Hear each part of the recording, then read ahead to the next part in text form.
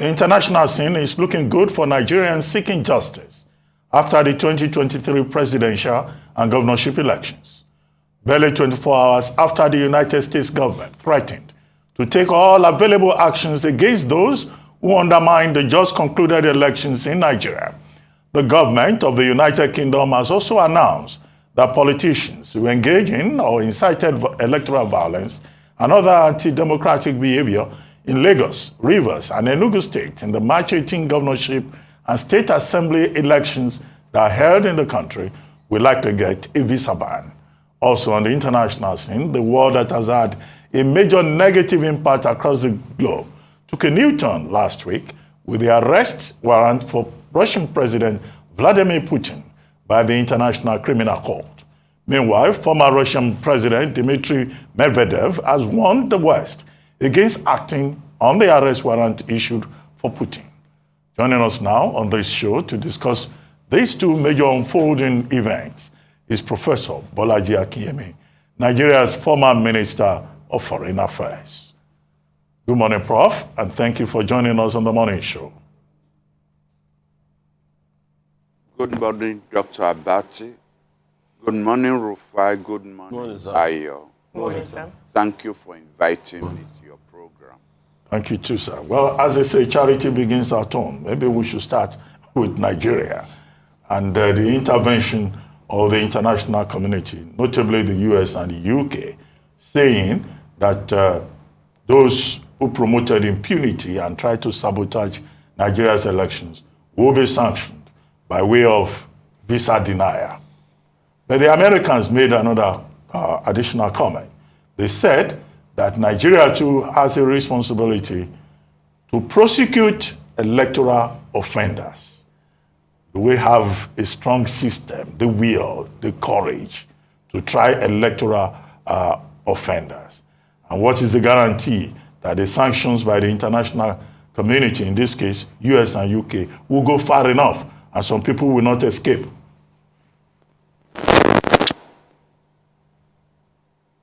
Well, thank you for raising this issue. Every time we have an election, both the United States and Great Britain raise this prospect of sanctions against those who, at least whom they suspect, are guilty of malfeasance in seeking to sabotage the democratic process. But then nothing ever happens. I cannot remember any person being sanctioned in terms of visa denial. We do hear from time to time names bandied around, but they've never really applied these sanctions. Why? The reason is that those who they probably know are behind this attempt at derailing the democratic process are people who have the fat bank accounts in their countries. And they are more interested in keeping those bank accounts than in applying the sanction. The ordinary foot soldiers who carry the guns, who carry the cutlasses, who carry the big sticks that we all saw on television, don't apply for visas in any case. They don't go anywhere. They're not interested in going anywhere. And that is why I just think this is all noise. It's not going to lead to anywhere. In terms of Nigeria itself imposing sanctions against these people, I was a member of the Uwais electoral reform panel that you've mentioned several times on your program. And we recommended the setting up of an electoral offences commission and an electoral offences what? No, not panel. Electoral offences court or tribunal. No, nothing ever happened to those recommendations. And it's because Yaradua died. Because Yaradua promised us, both at the beginning and when he was receiving our report, that he would implement that report without any amendment. But he was already ill. But as of the time he was receiving our report, I recall when I shook his hand, there was this huge bloating on his right hand, at the back of the hand. And actually I was afraid to shake his hands. But all I could simply, since he stretched out his hand, I took the hand and then I said, "I'm so sorry, sir." And he said, "Don't worry, it's all right." But he was already ill, and soon after he died, and President Jonathan did not have the heart to take on that report. Therefore, we have never tried electoral offenders, and we have never punished them. Now, let's not put all the blame on the or not dealing with or not using the waste report. There are laws in our criminal code against hooliganism, against conduct likely to cause a breach of the peace, against, so you want to tell me that unless it is election time, you can break somebody's head and you will not discharge the court? Is that not assault? Dr. Abati, you are the lawyer. You don't need even an electoral tribunal to prosecute people who commit harm, grievous bodily harm. You don't need that. So why don't we use it? I was listening to a commissioner of police in one of our states yesterday night, who said the number of people they've captured, and he listed all the offenses that they had committed. And he never even made any reference to the offenses being committed during the election. And he said they will be charged to court as soon as they've completed their investigation. I do hope that that will happen. But there is one further point that I should make. The ICC is there, the International Criminal Court is there for dealing with offenses that border on hate crime, that border on sponsoring of election, or that borders on agitation against group, not just against individuals. It has been used in Cote d'Ivoire. It has been used in Kenya. So we should be careful of that even if we don't prosecute these people, even if the United States and Great Britain don't activate their visa sanctions, the ICC is there, and there is sufficient evidence on paper, on video, that can activate their own interests. Thanks, Professor Akinyemi, for pointing that out. And that would lead to the next question I'd like to ask you. Based on what we have seen and what's been reported following the elections on the 25th of February and the 18th of March, is there a case that can be presented before the ICC on some of the ethnic slurs, people who have promoted or perhaps sponsored these rise that's potentially blowing up to be conflict along ethnic lines? That's one question. And since we're talking about the ICC, how powerful in terms of issuing a warrant of arrest? Let's use the Russia incident as a case study.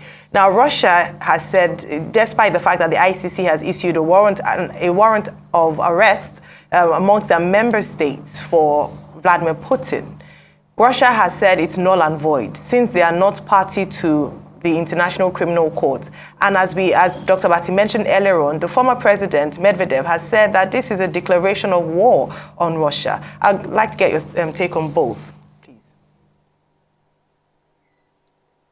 Well, let me take the one against Putin first. When I heard the news, I thought I was dreaming. I had to give myself a kick to be sure I was awake to hear that news.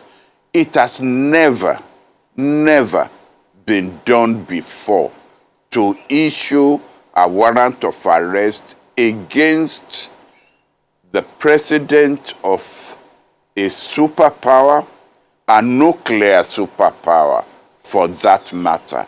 It has never been done. And the reason it has never been done is the impossibility of it being actuated. How do you arrest the president of a superpower? You know, it's an act of futility. If you do that, and if you succeed in doing it, who says you cannot go after the Prime Minister of Britain next? After all, what they did in Iraq amounted, and this is by even a commission, a judicial commission that was set up in Britain, found Tony Blair to be guilty of one or two things. Now, how do you say that you cannot then go after the President of the United States? Because as you've rightly said in your intro, Russia is not a member of the ICC. The United States is not a member of the ICC. But you see, we need to be careful on this issue. And let me put that straight up front. I am not defending Putin.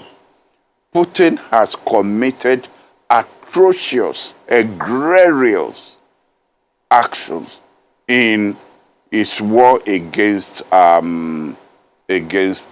Ukraine. To kidnap children and to transport them from their country, not to protect them, but to Russify them, to turn them into Russian citizens. You put them in Russian homes with Russian families. They learn how to speak the Russian language. You indoctrinate them with your version of the history of the conflict with Ukraine. It's a crime against international law. It's a specific crime. It's not just, an inductive crime. It's a specific crime that the international law has identified. So I am not defending Putin at all. However, the question is, can you arrest him? Can you implement that warrant? And the answer really, effectively, is not really. You can't. May I recall to your attention that we've had a situation where the president of Sudan went on a visit to South Africa. And both Sudan and South Africa are members of the ICC. They are signatories to the Rome Charter. And the pressure that was brought to bear upon South Africa to arrest him and send him to The Hague. And first of all, everybody agreed that South Africa broke the law, because under the Rome Treaty, every signatory is under an obligation to carry out that warrant, under a legal obligation, not even a moral one, a legal obligation. And so South Africa was accused of breaking the law, and they had to smuggle the president of Sudan out of South Africa. He didn't stay for the conference to be over. So to that extent, all the 138, is it, or 133?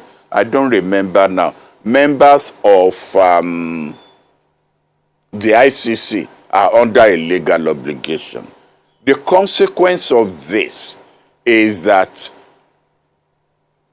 Putin cannot visit 130-something members in the world.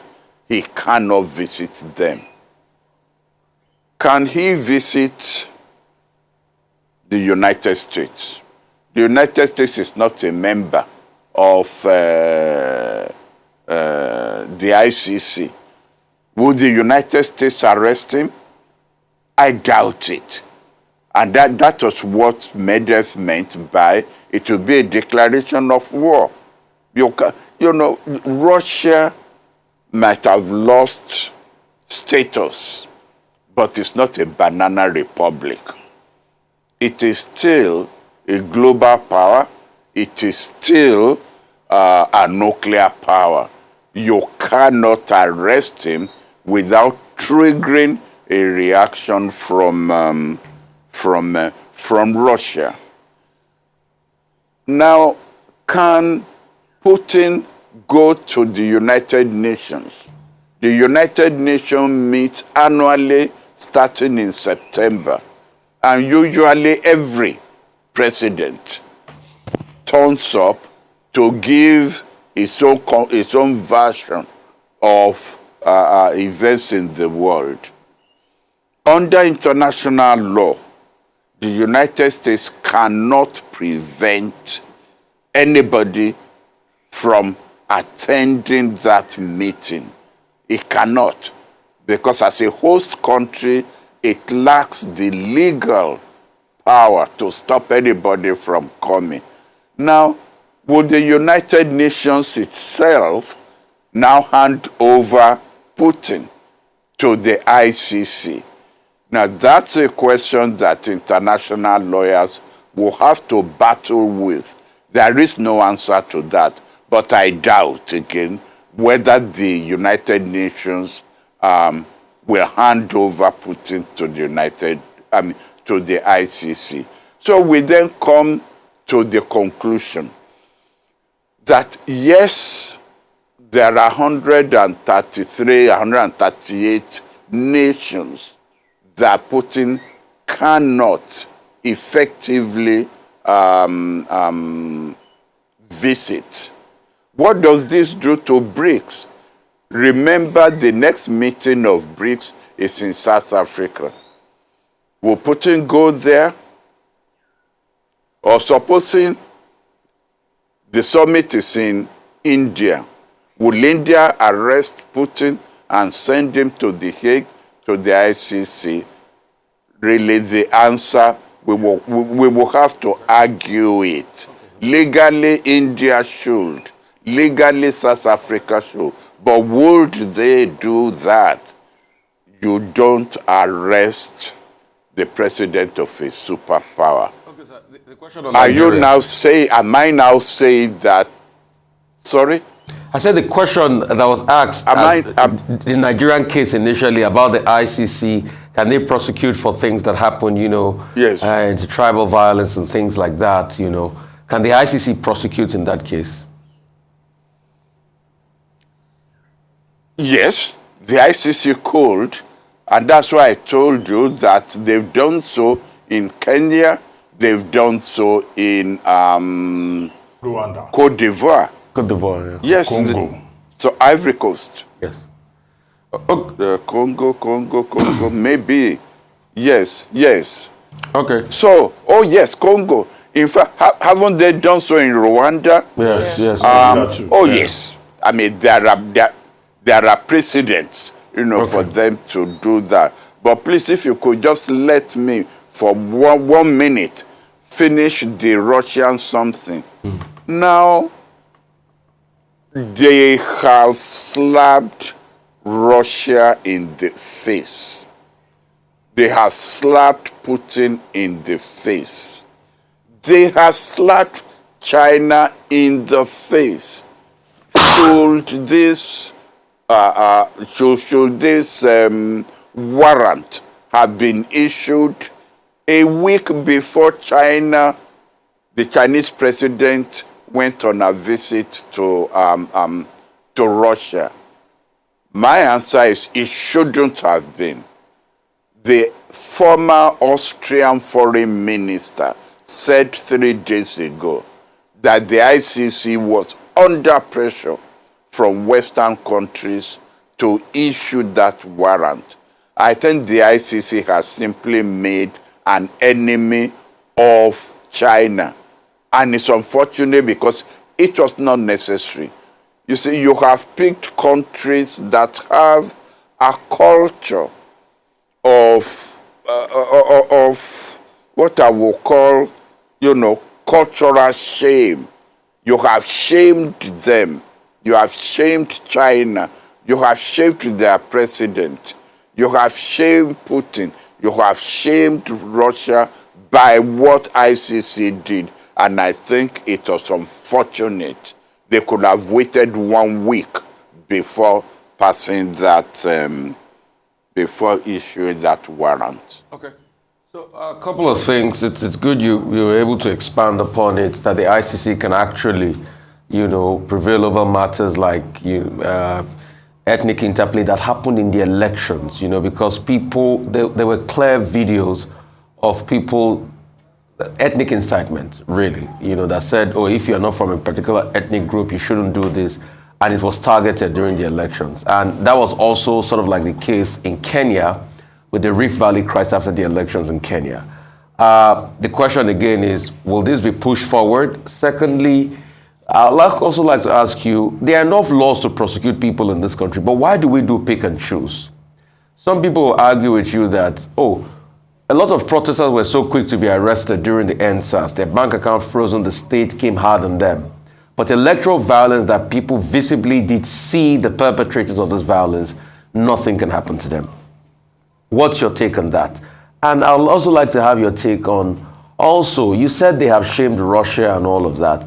But another thing, and China, another thing that we're not looking at is China too has been able to play the first reverse game against America. And Russia too has played the first reverse game against America. And I'll bring you to the incident that happened a couple of days ago, that the Chinese plane deliberately dumped fuel on an American reconnaissance drone. And at first, when the Russian ambassador, a Russian plane, a Russian Sukhoi plane, dumped fuel on an American reconnaissance drone, and when the Russian ambassador was summoned, he lied about what happened until the America brought out video evidence of what truly happened. Americans have not reacted to that. The second part where China too has also shamed America was the China foreign minister going to broker a deal between the Saudis and the Iranians, to the disbelief of America. That also hit America real hard. Because now we are playing this game of Thucydides' trap in the world among superpowers, like Thucydides talked about in his theatries on the Peloponnesian Wars. Where will all of this end for us? Where can you project it's going to balance out? Because it's a struggle for dominance. It's, like Kissinger says, it's the reordering of the world? Is the new world order that is emerging now?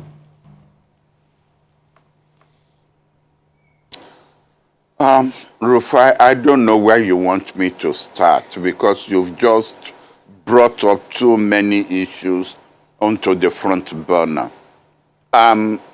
Since 15 years ago, because I came across or somebody brought it to my attention, for the past 15 years, I have been talking about the search for a new world order. And even on this program, I have alluded to the fact that we're in the transition from the old world order to the new one. What will be the, and I was more concerned with the absence of Nigeria, and by implication Africa, from the table where you are going to decide the parameters of this new world order. How it's going to play out, I don't know. All I know is that we are in a situation where the single global power, the United States, is on its way down, while the new global power, China, is on its way up. China has not overtaken the United States yet, but they are all going past each other. The most dangerous part for the world is when one of them makes the mistake to think it can now challenge the other, that it is powerful enough to challenge the other. And I hope that challenge does not take on the characteristics of a military confrontation. Unfortunately, even from your intro, we are seeing manifestations of a military confrontation. We saw it on the Black Sea, where, as you rightly pointed out, the Russian plane actually, let's call it spade, brought down an American drone. But then don't let us jump into this narrative in the middle. The United States has brought down a Chinese drone about 2 months ago. And yesterday, we had almost this clash between two naval ships. One, United States, the other one, China, in the Pacific. We have the signing of the agreement between between United States, Britain, and Australia over production and supply of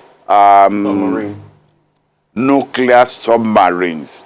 So really, I mean, we are at a dangerous time, frankly, on the global scene. And I simply hope that these big boys will all take a deep breath and move back and try and not have too many conflicts on the plate at the right time. This is a dangerous time for the world.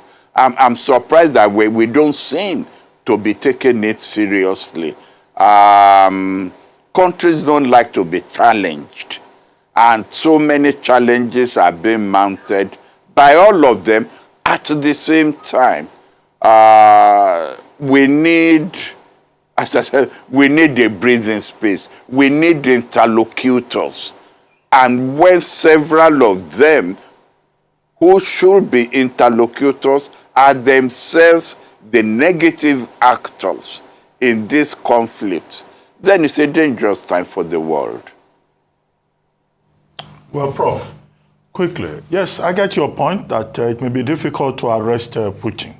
After all, Hungary and some other countries have been saying they won't take that risk, including countries that are state parties to the Rome Statute of 2002. But can the issuance of an arrest warrant by the ICC, can it force Putin to negotiate? Could that be the ultimate objective? Putin being the first head of state of a permanent country on the Security Council that will have an arrest warrant issued against him for war crimes, for aggression in Ukraine. Can you force him to negotiate? Is there that possibility? No. It's going to have the opposite effect. You have shamed him. I mean, I don't want to ethnicize a conflict in Europe, but the Slavic culture reacts negatively against being shamed. You have shamed him. Even if he was starting to think of having a way out of the Ukrainian imbroglio, he will not do so now, because he will not want to show the world that he has capitulated. He has allowed himself to be shamed into now backing down. So this warrant is going to have the opposite effect, I'm afraid. All right. I'd just like to get your statements back to Nigeria and some of the electoral offenses that we saw, and this issue around there not being, in fact, you mentioned earlier on that you don't recall any electoral offender being punished or perhaps being, serving any punishment at all. How can we enforce, how can we make that process stronger? Because what's the point of having a body or having laws that wouldn't be obeyed? What is the point of having a state of impunity whereby we have laws to guide and govern the way things are done here in Nigeria? What is the best move at this point for not just INEC but security agencies? Well, the reason why the perpetrators have never been punished is that everybody is guilty. The people who should prosecute offenders are themselves part of the people who engineer these foot soldiers. There are, you see, I mean, at times you listen to commentators and you think there are saints and there are devils on this issue. But actually, no. And that is why I think some of your commentators keep pointing out that people have been killed in Kano, they have been killed in Sokoto, they have been killed in Kaduna, they have been killed in Rivers, they have been killed in Lagos, they have been killed in Delta. I mean, it's a national disgrace. It's a national calamity. So where then are you going to get the people who will prosecute? The police who should prosecute are under the executive directive of the president, because the president appoints the IG. And please don't get it into your mind that, the IG is independent of the people who appointed him. And therefore, he has the ability or he has the whatever it is to go after people who may end up being their supporters. Governors have become laws unto themselves. They have immunity in any case. And to that extent, they cannot even be arrested if you could even prove that it is the governors who gave the direct orders to these foot soldiers. So what we're going to, I mean, you've asked for the way forward. Number one, I think that the Electoral Offences Tribunal Commission should be set up, and Electoral Offences Tribunal should then be set up by the commission. But then you then go back to the issue I've raised. Who does the appointment? Who appoints them? They are going to be appointed from amongst us. And the people who are going to appoint them, again, are the people who are involved in this, to use the word malfeasance, is even an understatement.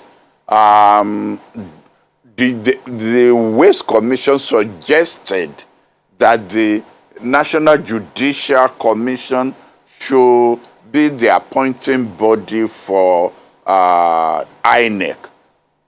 We never thought of who will appoint the members of the commission and members of the tribunal. Presumably, they are going to be appointed by the same people who appoints judges and who appoints policemen and who appoints INEC. So really, okay, we need a change of mind. okay, Spiritually, okay, sir. we need a change so that we don't turn elections into wars. Okay, sir. Look, let me just take one more minute. I grew up in a political home. My father was a politician in the 50s.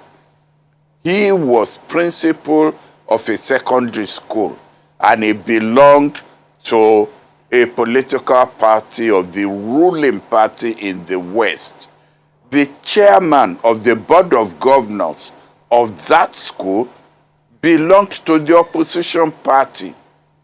My dad never used his connection with the ruling government in the West to remove that chairman who belonged to the other party.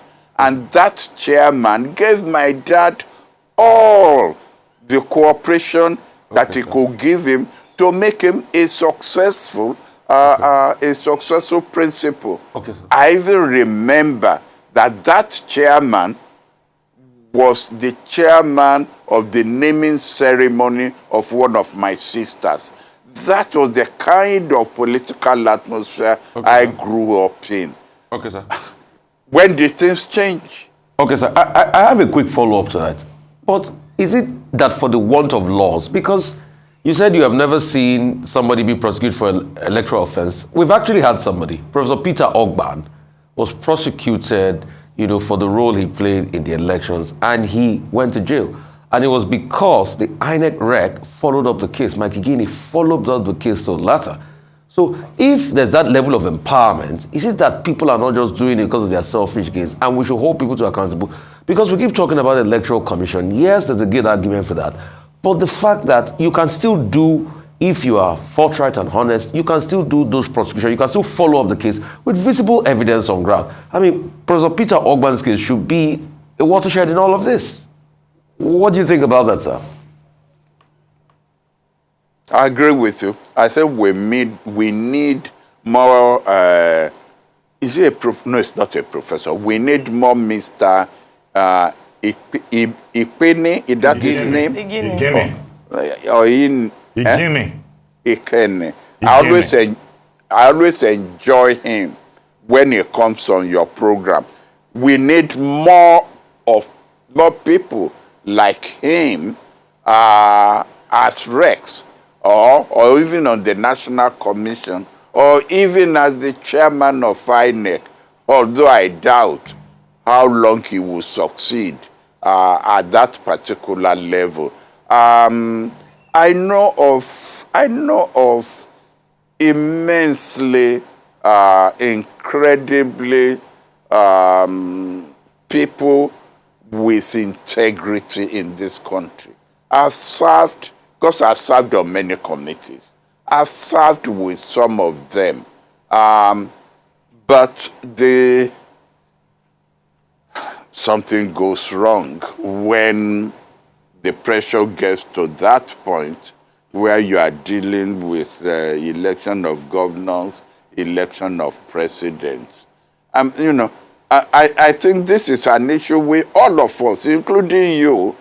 When I say you, I don't mean you personally. All of you on Arise, on channels, all of us are going to have to sit down. Let me tell you one thing. After one of your programs, I have got in touch with one of the people who turned up on your program, and I said, how can leave government out of this? How can we get together to form a reconciliation committee in Lagos? And since then, he's got in touch with others who have then got back to me and say, why make it Lagos? Why not make it national? We need to talk to each other. We need to start the mending process. Rufai, I know your mantra. You cannot have this mending process without justice. All I will say is each one of us will do the best that he can. Individuals cannot set up tribunals. That has to be set up by government. But individuals, as communities, can set up reconciliation committees and try and reach out across the board to groups so that we can start the mending process. Well, Prof, yes, healing and reconciliation, very popular phrases in Nigeria at this time. But healing and reconciliation did not work after the Civil War. Some people, in fact, believe that the Civil War has not yet ended. Healing and reconciliation did not end after the crisis of 1993 and the attempt to have a truth and reconciliation panel. What is the hope that this time around there will be healing and reconciliation, considering how the political gladiators have dug themselves even deeper into their trenches? Except, you know, we just want to talk and talk and talk and move on, as we did in the past. One or two people will write one or two books, and that's the end, until the next crisis.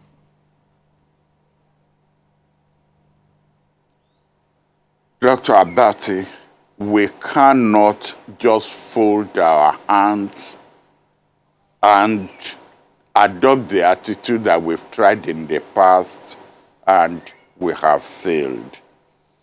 Don't forget that it is even after the Truth and Reconciliation Committee in South Africa that Rwanda took place. Don't forget that it's after Rwanda that Kenya took place. But we can't give up, can we? Maybe at a point in time we will be so frightened by what we have done that we will think, you know, the fire next time will probably consume all of us if we don't step forward. But I have never subscribed to wringing my hands and say, well, we failed in the past, therefore we shouldn't try again. Maybe what do you call our traditional rulers, our spiritual fathers will step forward. This man did his best. General Abdul Salam and Bishop Coker, they tried, but obviously they didn't succeed. We see what happened in spite of all the peace treaties that were signed. But we can't then just give up, can we? Yes, sir. Well, thank you very much, Professor Akinyemi, for your views this morning on the International Criminal Court and Vladimir Putin, and of course on the Nigerian elections and electoral crimes.